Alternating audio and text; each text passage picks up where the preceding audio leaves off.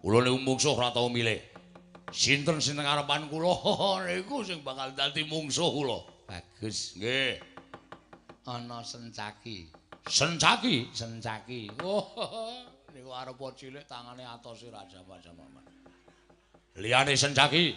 Lho, ora wani. Oh, niku bendina perang kula niku mboten ajeng menang kali Sencaki.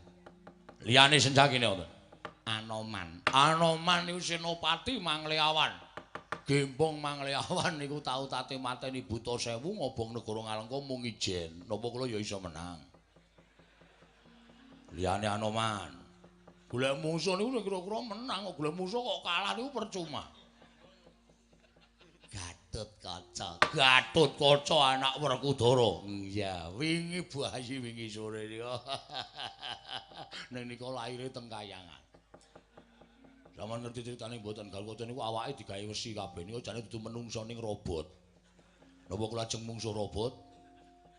Terus Liyane Antarja.